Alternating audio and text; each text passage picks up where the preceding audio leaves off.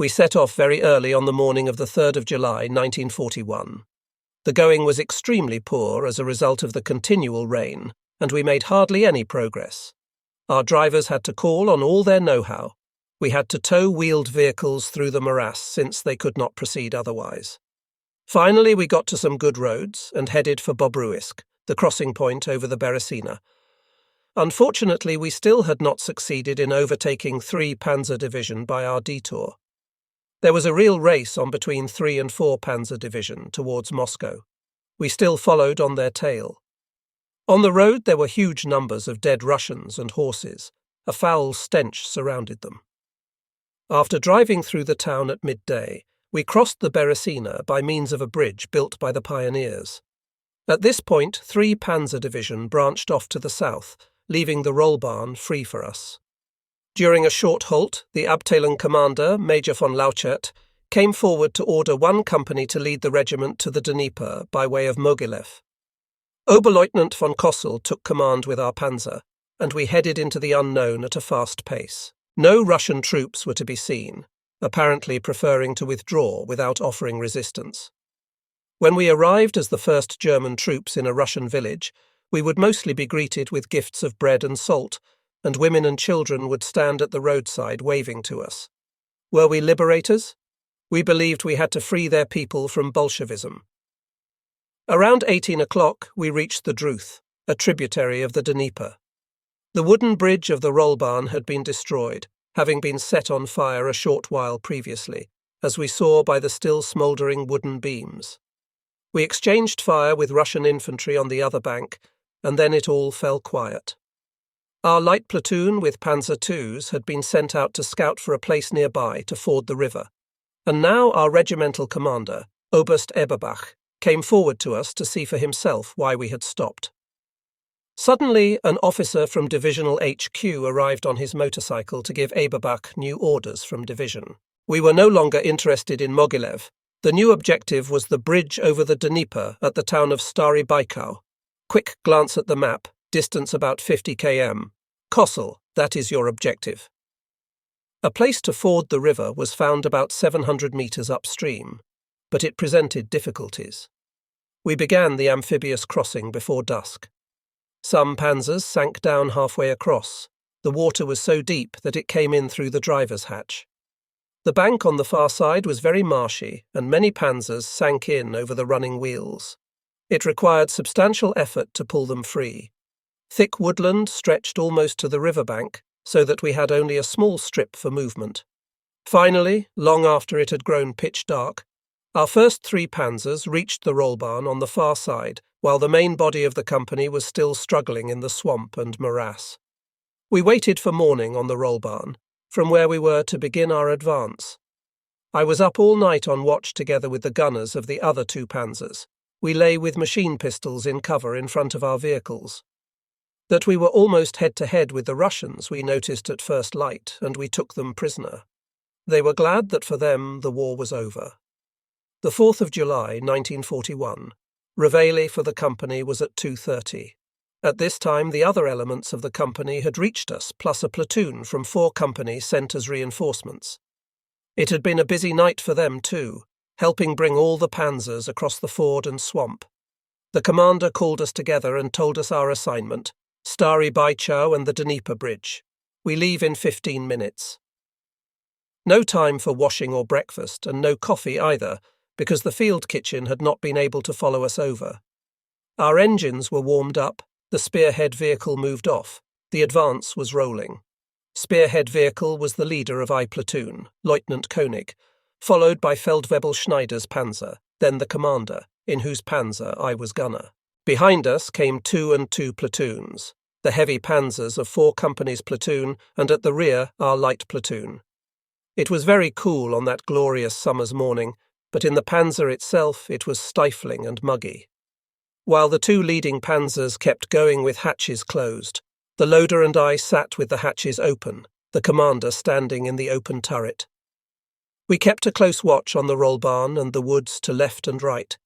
It seemed likely that the enemy would have hidden himself in them, and that he was bound to make an attempt sooner or later to halt our advance.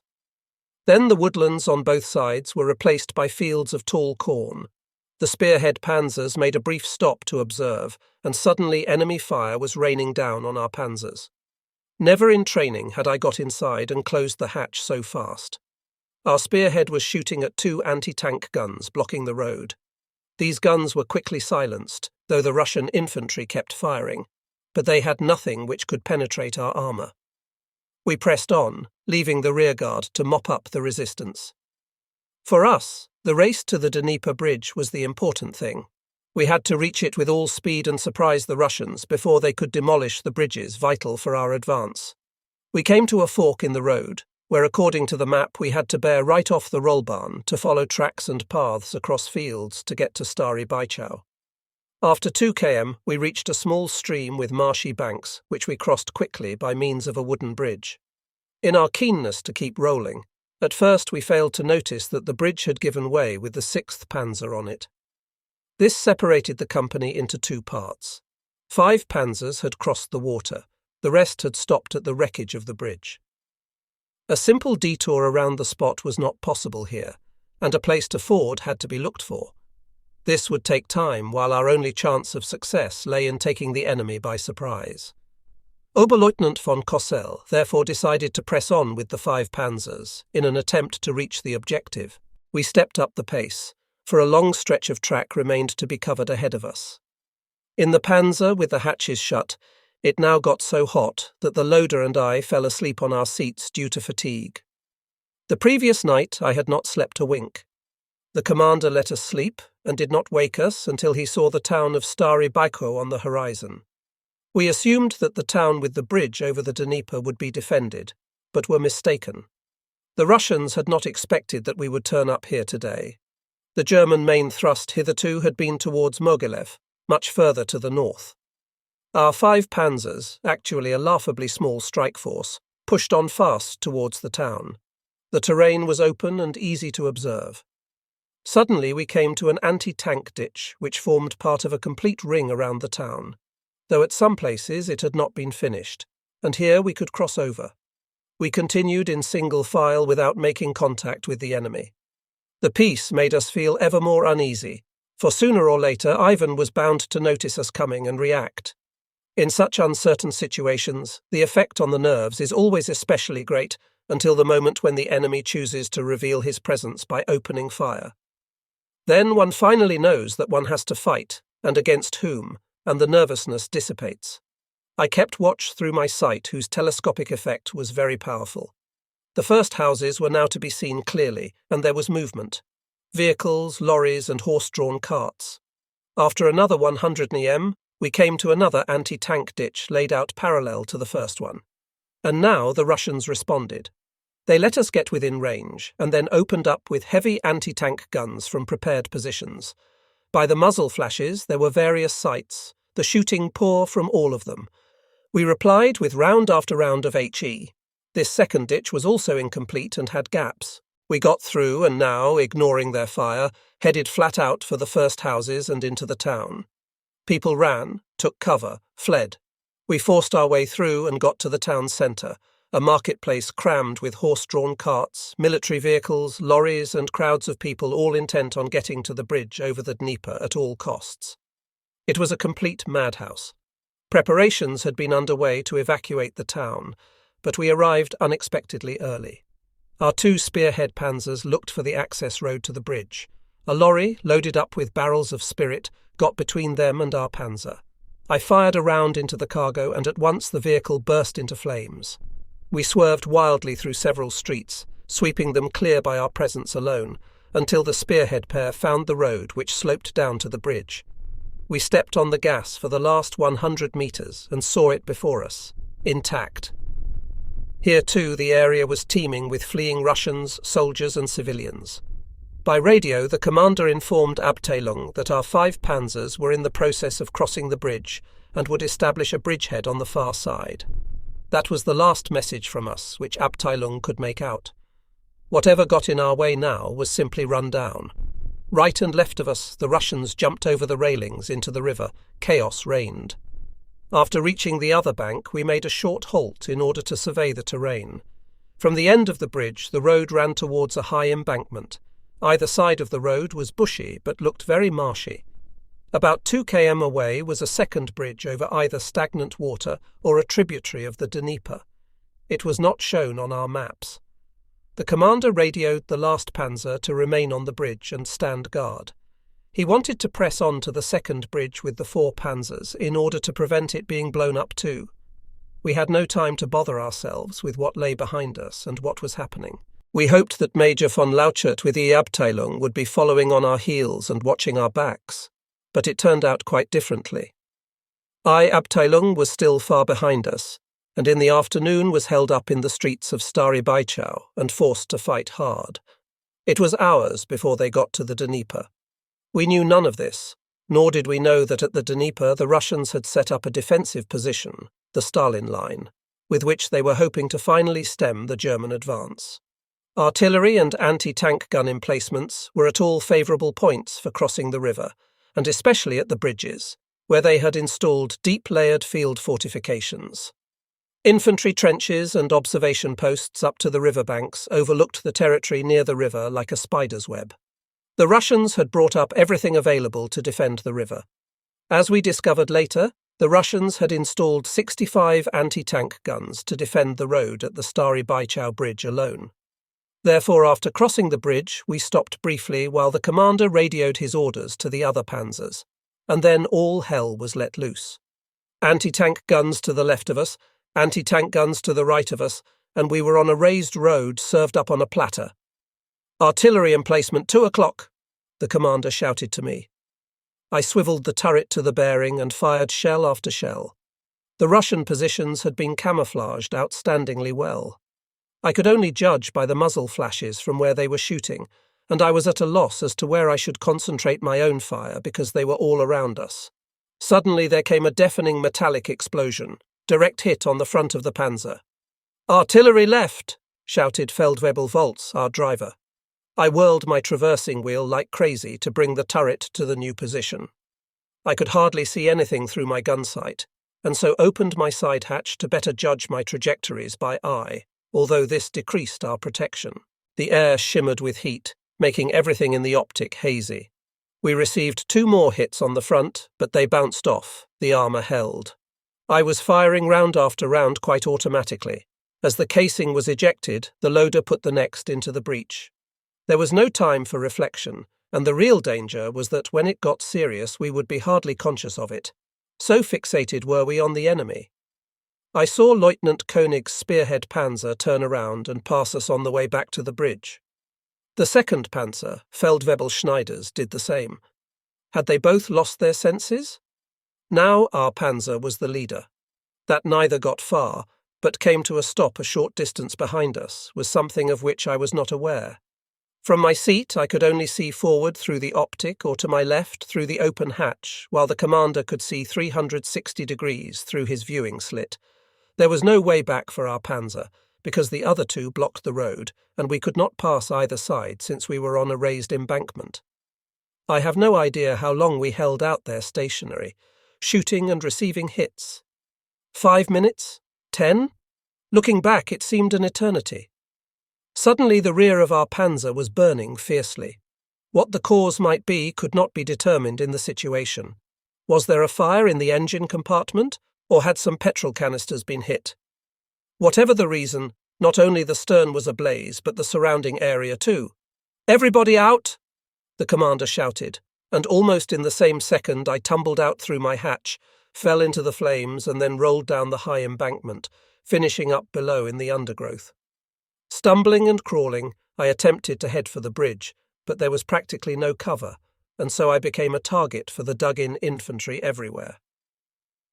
Bullets whistled around my ears, and I saw the little fountains of earth around me as they burrowed into the ground.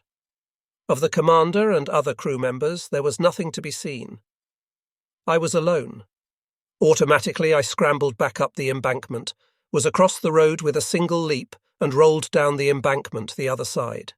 Here I lay low at first in order to catch my breath, and dared scarcely raise my head so as not to offer them a target again. Then I saw the commander and Feldwebel Görler, both crawling on all fours towards me. The commander had a wound through the arm and was clearly in pain. I lay beside him in the mud, and the men of other panzer crews, who had all abandoned their vehicles as we had had to do, crept up to us, the somewhat taller grass still not offering much cover. I drew my pistol, which I had loose in my trouser pocket, and from nervousness or the desire for self-preservation, fired blindly towards the Russian positions. The commander said only, "Stop that and save your ammunition." An anti-tank shell exploded between the two of us. The Russians had spotted our small group from their positions. We had to get away from here, difficult with Russians all around. Now they came out of cover, and we saw for the first time where their positions were. For them, the fighting was over, and they began hunting us down. Almost unarmed, all we were for them was prey. We set off at a crawl for the bridge, using every small hump in the ground for cover. Unteroffizier Plocher, crawling ahead, suddenly found a hole which led inside the bottom of the embankment and was big enough for a man to crawl in. Plocher had now disappeared, and we others followed one behind the other to this hole, crept inside and were suddenly invisible to the Russians. Only Feldwebel Görler kept going to the bridge. I do not know what became of him, whether he was killed or taken prisoner. The hole was the entrance to a small tunnel, which after a metre underground rose steeply upwards into an earth bunker. Of this we were not aware at the time. In the tunnel it was pitch black. At first we just sat cowering in a line, not daring to go on since we feared that Russians would be in the bunker. It seemed that this was therefore the end of the road for us. Our own troops were far away. We were in the middle of the Russian positions. None of us thought we had a hope, although it was not expressed in words. We were all dumb, helpless, apathetic. Only one thing was clear to me. I was not going to be a prisoner of the Russians. Now I took stock of those who had succeeded in fleeing here. Besides Oberleutnant von Kossel, Unteroffizier Plocher, and Unteroffizier Vetter, the two Obergefreiters Turbanisch and Ostwald, and the Panzerschützen Markgraf and Hoffmann. All those named sat in the dark tunnel behind me. In front of me were Panzerschützen Renner and Buchner. Now a Russian civilian appeared and collapsed in front of the last two named at the entrance to our gallery. He was wounded, bleeding and moaning pitifully. With this racket he was bound to make the Russians aware of us. We shouted to Renner and Buchner, "Shut his mouth or kill him!" or something like that. This was not so easy to do, and from my position as third from the rear in the row, I could do nothing. It was in any case too late. What we could not see was that the Russians, after leaving their trenches, had begun systematically combing the terrain in order to find the panzer crews. They advanced in a chain, as if beating for game. Some of them were at our panzers, others heading directly for the hole. And next came harsh shouts. "Ruki Viesh! Hands up!" The wounded civilian crawled out of the hole on all fours, and now I saw the Russian boots. "Davai, davai!" Quickly, quickly! I could not see the hand movement which went with it, but Buchner and Renner crawled out of the entrance and went towards the Russians with hands raised, and were received with a wild uproar. The man behind me laid his hands on my shoulders as if to restrain me. Those were seconds I shall never forget as long as I live. Incredibly, the Russians did not bother to see if any other Germans were in the tunnel, and neither, as was their custom, did they toss a hand grenade into the entrance. If they had done so, I would have thrown it back, and if a Russian then crept into the entrance, I would have shot him dead with my pistol which I held ready. I still believe it today. Our situation was so desperate I would have done for the lives of us all. And so what saved us? In those dramatic seconds, a German fighter aircraft swept over the Russian position and began raking the ground with MG fire. The Russians took cover and had to endure several attacks. Their interest in us was diverted by having to think about their own safety. We sat in the tunnel, each preoccupied with his thoughts, one apathetic, the others anxious and nervous. I had to keep my nerve, not to fail. These were my only thoughts, if at first totally wild and confused, to pull myself together and not let the others affect me. Unteroffizier Vetter took over security at the entrance to the gallery, and I crept forward to von Kossel, who whispered to me how he had survived getting out of our panzer. At the moment I got out, and our loader Hofweber was about to use his hatch to escape, the panzer was broadside on, mortally wounding Hofweber. It had been a terrible thing to hear his cries. but he was beyond help. I had got out of the Panzer only a split second before. He did not know how our driver, Feldwebel Volz, and the radio operator Obergefreiter Hartmann had fared. We did not see them again. Volz became a prisoner of the Russians and was held at Smolensk, from where German troops released him when taking the city 10 days later. I also discussed captivity with von Kossel. It was self-evident for us that we did not wish to fall into Russian hands alive.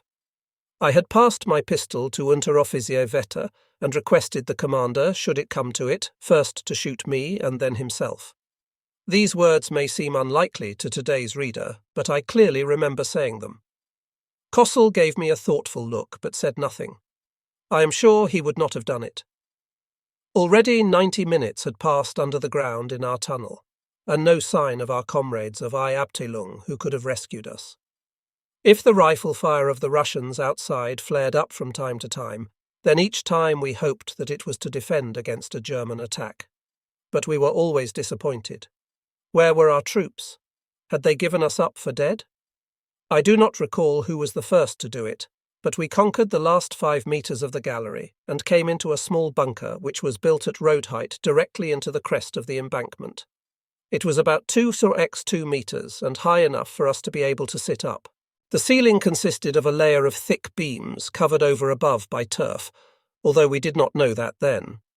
In the embankment slope, the bunker had a shooting or observation split from where one had a view from a certain height of the Dnieper foreland and the Russian defences. There were 8 of us here. We were more on top of each other than beside each other. We covered the entrance into the bunker from the tunnel with a jute sack found in the bunker. This gave us the feeling of being a bit more closed off. In any case, they would have to come up the gallery and remove the sack to find us. Maybe it was just an illusion, but at the time it was a great psychological help. Now that we took a breather, we could sum up our miserable plight. Unteroffizier Vetter sat with my pistol at the bunker entrance, ready to kill any Russian who tried to come up the tunnel. I lay directly by the firing slit, observing the terrain in which the Russian positions and some well-camouflaged snipers could be made out. Behind them, the broad and sluggish Dnieper flowed. On the other bank one could see some of the houses of Stary Baichau. There was no life on the streets, not to mention German soldiers. For our commander the situation was particularly difficult. His wound hurt and we had no dressings pack with us. All had been left behind in the Panzer. Now and then a round exploded, an MG fired, and Russian voices were calling out to each other, coming nearer. We listened intently. Little remained of our already faint hopes of rescue now. The Russians were directly alongside.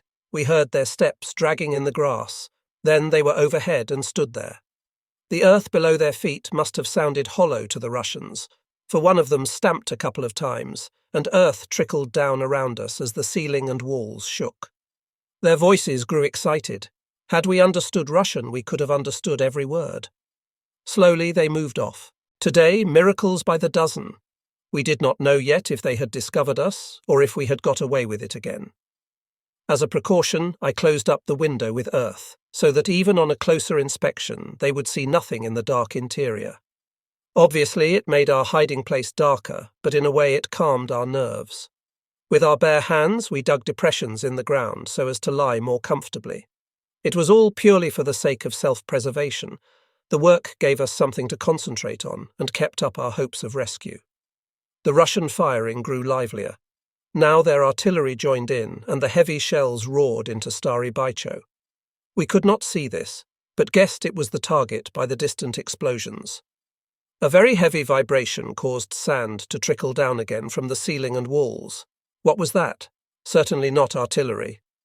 The Russians have blown up the bridge, somebody said. This was bad news. Our last hope that our comrades could come and get us was gone. We talked in whispers, trying to rustle up encouragement. It was oppressively hot in the bunker. Outside the sun stood high. We had been here 5 hours and had no water. It was fairly clear that no help would be coming our way today.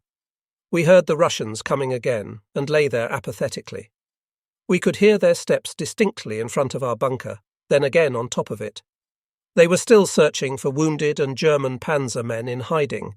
but our wrecked panzers interested them more than our dungeon. Probably it would be too filthy a job to crawl through the narrow tunnels. Soon we heard much shouting and loud bargaining from over there.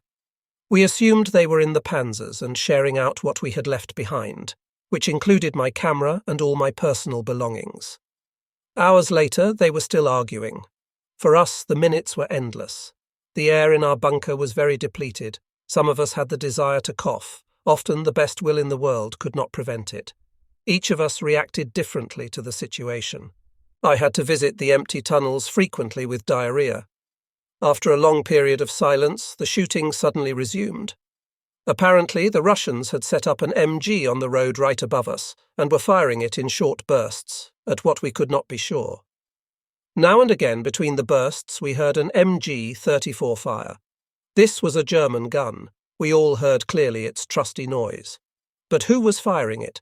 Then we realized it was the Russians using an intact MG recovered from one of our panzers. Our nerves were in shreds. Sometimes the shooting stopped, only to resume closer or further away. It continued like that the whole afternoon. I kept telling myself that we had got through the strong Stary Baicho defences and across the river without losses. I had not been wounded, not even afterwards when we lay in open ground almost without cover. We had found this hideout, and so far the Russians had failed to winkle us out. But after coming this far, would rescue be impossible? This could not be. During the war I had never learned to pray, and firmly believed that I had a special protection. I told this to myself repeatedly. Oberleutnant von Kossel was much troubled by his wound. We talked about the possibility of leaving the bunker and swimming across the river, but had decided it was hopeless. The Russians had positions everywhere, and we had no information about their posts and sentries. All we knew for sure was that the MG above our heads occasionally fired short bursts. Furthermore, there was bright moonlight and almost no cover in the ground we would have to cross to get to the river, so the operation was out of the question. We still had the hope that perhaps next morning, after they had had time to prepare, the German attack across the Dnieper would succeed and our comrades would fetch us out. We also hoped that the bridge might still be usable for getting across.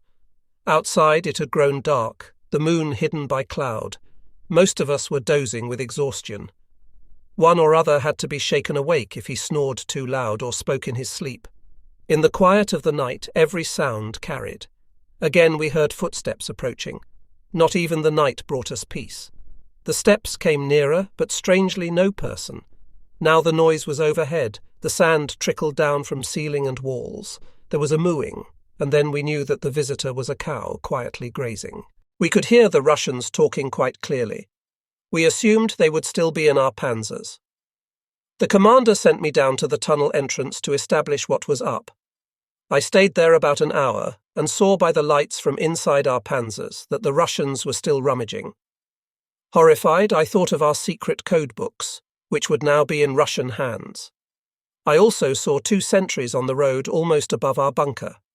The moon was out from behind the clouds, and I could see the Dnieper shining like a silver band. From time to time a flare was sent up on the other side. Were our people meanwhile in Stary Baicho? It grew deadly quiet again, except for the irregular breathing of my comrades. It began to get light, but very cold. Soon it was daylight again, and my stomach continued to torment me. The 5th of July, 1941, 4 o'clock, the most favourable time for a German attack. Not a sound. We thought we could hear panzer engines in the distance, but nothing happened. A German aircraft flew past overhead. 5 o'clock. All quiet, and now it began to dawn on us that we were not going to be rescued today. Our disappointment was unrestrained. The Russians above kept coming and going, and the longer the day went on, the clearer it became that we were going to have to take things into our own hands. We discussed leaving the bunker in darkness to get down to the Dnieper and swim across. This was our last and only chance. At midday there was tremendous heat. We could tolerate hunger, but the thirst was a real torment. The tongue stuck to the gums. Our feverish eyes stared. Abandoned to our fate, yet the thought of possible escape in the evening helped us keep it together. We had either to try it or give in. Through the firing slit we looked at the ground we would have to cross. We guessed there would be Russian sentries near the riverbanks, but could not make them out. And what would be on the other side of the Dnieper? Were German troops there? Now we discussed the details of our escape. We would leave the bunker through the firing slit. It would have to be enlarged. We drew up the order of departure and set the time for 22 o'clock, by when it would be dark. Because the Russians had gone over the ground time and again in the search for us, we assumed that they would not be expecting Germans to be hiding among their positions. Perhaps their sentries would be less alert and watchful now that the front had been quiet for 36 hours. That would be our chance. We talked ourselves into believing it. We would crawl along the embankment to the bridge and river, about 250-300 metres without cover. The day passed as slowly as the previous one. Occasionally, German artillery fired on the Russian positions, and the shells exploded very close by. If just one had hit our bunker, that would have been the end of everything. The tension rose towards evening and manifested itself in some problem or other. One man suddenly became hard of hearing, another urinated without pause, a special chapter in itself. Thank heavens, some of the men wore jackboots, which were handed round for urinary purposes. Of my own problem I have already written. I think I must have gone 8 to 10 times in that 36-hour period, and there couldn't have been much left in my intestines, for I had not eaten for 2 days. The evening came oppressively sultry. A storm was brewing. We had expected it, and towards 20 o'clock it began to break. Not much rain, but the sky was overcast. Tonight the moon would be hidden. We saw this as a good omen. Towards 21 o'clock, the commander gave me the sign, and I cautiously began to enlarge the firing slit with a table knife. Slowly but surely it progressed until the opening was large enough for a man to force his way through. We made the last preparations, removed our footwear so as not to betray our presence by the scraping of iron. We also removed our black panzer jackets, since they made crawling difficult. The commander repeated that we should not worry about him, even if he could not go on. This was something we ignored. To leave our commander behind. Never. 10 minutes left to 22 o'clock. The cloud cover began to break up, bathing everything in bright moonlight. A cloud passed now and again. Now we had no time to lose. We had to go irrespective of whether the situation was favourable or not. A thin layer of mist lay across the meadows. Obergefreiter Ostwald was scheduled to leave the bunker first. He was too keyed up and had to make 3 attempts to get through the window. Then the commander followed, and I was third. I stuck my head out and saw the commander creeping down the slope. It was a strange feeling, knowing that only a few metres above us was Ivan. I gave myself a heave and followed the commander as quietly as possible. Now that the die was cast, it was all the same to me. I pressed my head as close as I could to the ground. The grass here was very short, but was longer further ahead and offered a bit of cover. I caught up with the commander, but of Ostwald there was no sign. He must have chosen another route to the one agreed upon. Unteroffizier Plocher with Markgraf and Hoffmann came up next. Where were the rest of them? Unteroffizier Vetter and Turbanisch. We crawled onwards through the grass, working our way metre by metre to the foot of the embankment. Suddenly there was a metallic sound to the left of us. It sounded like a Russian machine gunner handling his weapon. We could see nothing, but the sound was distinct, as though he were constantly reloading. We heard suppressed voices. It was possible that a sentry had discovered us, but his weapon had jammed. We lay pressed to the ground and waited. I was now ahead with Markgraf, the others behind me. We awaited our fate. One shot was enough to rouse the entire Russian trench system. In such a case we would attempt to reach the river in great leaps and bounds and without regard to cover. Our chances would be poor. Meanwhile it was probably midnight now. All at once something hissed. There came a dull report and a strong wave of pressure from the blast. Lumps of earth rained down. German artillery was giving the Russian positions harassing fire, and we would have to make our way through it. The Russians must have drawn their heads in, this being the only way to explain why they failed to see us. It gave us a chance, but it was also not pleasant to lie in our own artillery fire. We heard the distant boom-boom of the guns. After a few seconds the shells would hiss over and explode around us. Using the artillery fire, we crept forward faster on all fours for the river. We recognized the bridge and saw that on the Russian side it was undamaged from the bank to the middle of the river. The remainder had been blown up and collapsed. The wreckage lay in the river and on the foreshore the other side. Near the river the terrain was fairly undulating with here and there a low bush. We reached the bridge. The first goal had been achieved. Suddenly Markgraf noticed a rowing boat down in the water, hidden in the rushes. I didn't believe him at first, but then I saw it. Now I was perhaps a little incautious. I was not taking the Russian sentries into account any longer. With a few jumps I reached the boat and tried it out. The oars were aboard. At once something hissed over, and only a few meters away a tall plume of water rose up. I lay flat in the boat for better cover, then realized that the wooden hull was not safe enough, jumped out and sought the others. Unteroffizier Plocher lay in the reeds near the bridge. Clothing lay around him, and I asked where the commander was. He pointed out across the water and said that the commander wanted to swim to the other shore to contact the German sentries and, if possible, fetch help. The problem with that idea was that we still did not know who held the other shore. At precisely that moment, an enormous column of water fell over us, the first of many. Instinctively, the remaining 4 men, Plocher, Markgraf, Hofmeyer, and myself, fled to the standing part of the bridge. Directly under its roadway, we had some protection, and also against being seen. We cowered close together. About every 20 seconds a shell came over, and I took note of the fall of shot, either into the water or the bank. We heard shell splinters tinkling down on the bridge. It was a really bad situation to be in. The other shore was brightly lit, and we watched a house burst into flames immediately after being hit. All at once, from either side of us, some tracer was fired towards the far shore.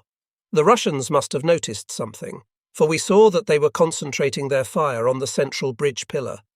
Dear God, that might be the commander. There was nothing we could do to help. MG fire was returned from the far side. The whole place was in uproar. The artillery kept firing on our location. We had to get out of there. Without much thought, we rushed to the rowing boat. Plocher sat at the oars. Markgraf and Hoffmann lay flat in the boat, and I pushed it away from the bank and jumped in. We got tangled in some telegraph wires hanging down from the bridge and were held fast. When Plocher finally worked out how to extract us with the oars, we were sucked into the current and swept away. Finally, he got it right and stabilized the boat. Slowly we made progress against the current. We had to row under the bridge upstream, for downstream below the bridge we had seen an MG nest. When we got to the first pillar, we got tangled with the telegraph wires again, and it required a great effort to get free. I pushed the boat away from the pillar against which the current was forcing us, and now we had some cover behind the great ice deflector in front of the pillar in the river. Next we had to row across the current to the ice deflector of the next pillar. Plocher rowed with all his might and came close to the next pillar.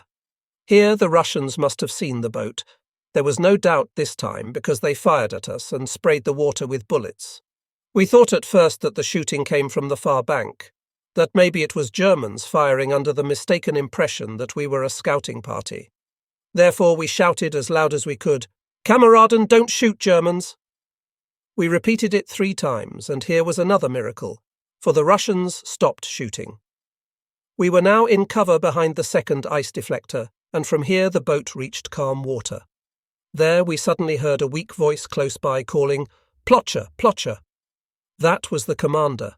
We reached the other bank quite quickly. I sprang out of the boat and waded in shallow and then breast-high water, holding to the beams of the wrecked bridge, towards where Kossel was holding tight along a beam and staggering towards me. He was totally done for. The 2 of us got to the far bank easily and stretched out in a depression that gave us all-round cover. First, we paused for breath. 5 of us had made it across the Dnieper safely. We were all completely exhausted and could not believe that we had succeeded in escaping. We had no idea where our comrades Vetter, Turbanisch and Ostwald were. Our next move was to get away from the riverside to the high bank. This needed great caution in case the German sentries, who must have been posted somewhere in these parts, opened fire on us. With Plocher, I crept along the waterfront in search of another resting place for the commander, since we could not stay so close to the river.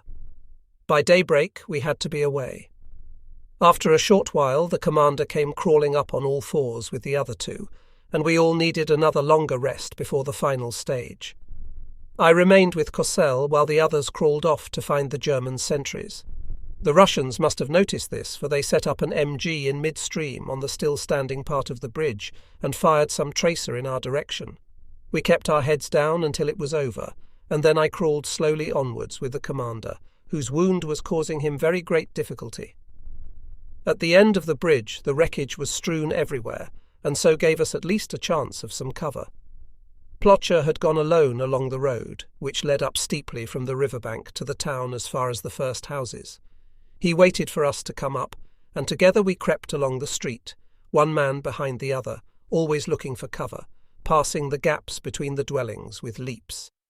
At the highest point of the road, about 150 metres away, a barrier of boarding blocked the view. When it got light, all the enemy side could be seen from here. We were about to go around the barricade when one of us saw a German sentry. He was not very alert, for he had failed to notice our arrival. From cover we called, "Sentry!" The man, totally surprised, raised his rifle. We allowed ourselves to be seen and recognised and shouted, "Don't shoot!" We approached him with our hands up and would have given him a hug, but the commander admonished him instead for not spotting us.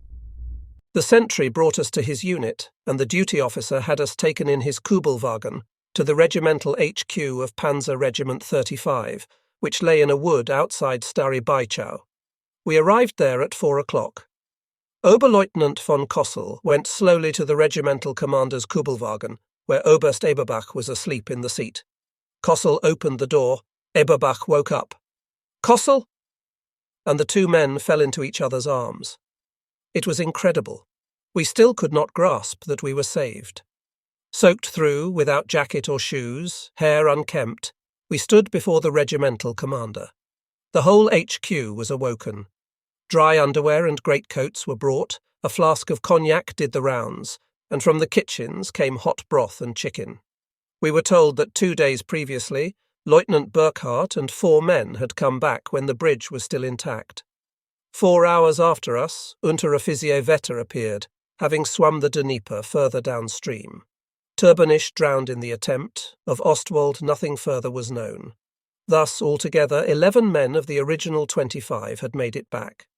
Much later I discovered that Feldwebel Volz, our driver, and Unteroffizier Ostwald had been released after 10 days' captivity when Roslavel was captured. Oberleutnant von Kossel initially remained at the regimental command post, while the rest of us were returned to our companies towards 6 o'clock, where we received the warmest welcome. The news had spread like wildfire. First we ate, then towards 8 o'clock the whole company fell in for the commander, who made his appearance virtually in rags and a thick dressing. He took his leave of me and was flown to the Charité Hospital in Berlin, from where it was hoped he might return in a week. Oberleutnant Rosshert commanded the company until Kossel's actual return a fortnight later. The rest of us slept for a whole day, having so much sleep to catch up on. On the orders of the regiment, Unteroffizier Plocher and I collaborated in writing a report which 70 years ago set down the essentials. The events of the time burnt themselves into my memory. We were given fresh uniforms, and I went to Lieutenant Burkhardt's Panzer as his gunner. The wagon was in good working order, and so did not require much attention. We rested. I received my birthday mail, which had arrived meanwhile. My parents sent me a packet containing a watch. My first. A little later we moved out and had another look at the route we had taken on the morning when we occupied Stary Bajau. We went on standby again in a wonderful wood on the edge of town. We made ourselves at home and had everything we needed except water.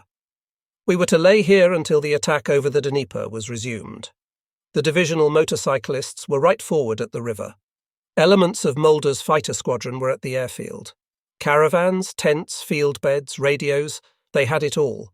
If they needed beer or anything else, a Junkers transport aircraft brought it up. We had the greatest difficulty keeping ourselves and our clothing clean with the little water available. We were as filthy as pigs. We opened out our ground sheets near our panzer, wrapped ourselves in a blanket and slept. We had no complaints. The time passed doing nothing, and we enjoyed our lives, which had hung by such a thin thread. In the evening, I was informed of my promotion to Unteroffizier with effect from the 1st of July for courage in the face of the enemy. It came so suddenly I could hardly believe it. The lieutenant organised a bottle of champagne, and we sat around a campfire near our panzer and drank together. The following morning, my promotion to Unteroffizier was announced before the assembled company. In the afternoon, I was accepted officially into the Corps of NCOs, and in the evening had my first watch as orderly NCO. It was absolutely quiet except for a Russian bomber which made a low-level pass directly above us. I kept glancing at my shoulder straps to make sure that the lace was still there, as I did my inspection that night. On the 10th of July 1941, the division began its attack across the Dnieper, not this time as a surprise blow, but after substantial preparation by artillery and the Luftwaffe. At 11 o'clock that day, I had to report with my Dnieper comrades to the regimental commander. We were awarded the Iron Cross Second Class, Lieutenant Burkhardt and Unteroffizier Plocher the Iron Cross First Class. I was proud, and the day brought another surprise.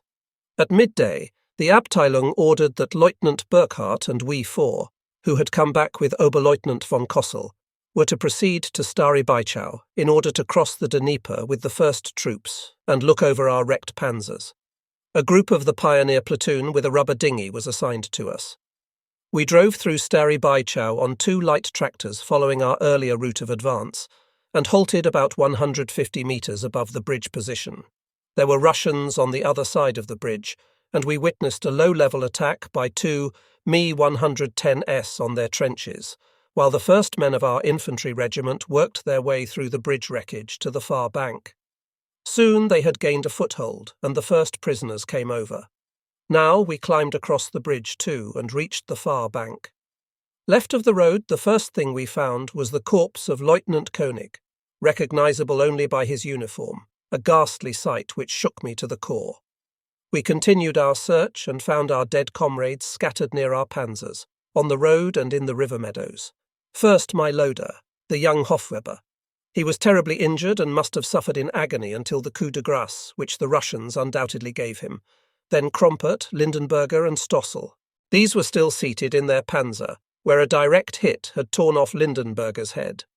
Further on lay Gersberger, and finally we also found Hans Ebersberg, who had pluckily covered the way back for his comrades, and while doing so received a fatal wound in the stomach. They had wanted to take him with them, but he requested that they leave him there and write to his parents when they had the chance. This was the worst thing of all in the whole campaign, to see comrades with whom one had sat in the panzer, or to whom one was a friend, in such cruel circumstances, mutilated and decomposing, almost beyond recognition. I went to my panzer and found some items which were still usable, but the Russians had taken most of it, and all articles of value. Meanwhile, a man had come from the propaganda company, and he took snapshots of us in all possible positions. I had another look at the hole in which we had hidden, and marvelled that we had got out alive. Towards evening, a company arrived, which had been called up by a motorcycle dispatch rider.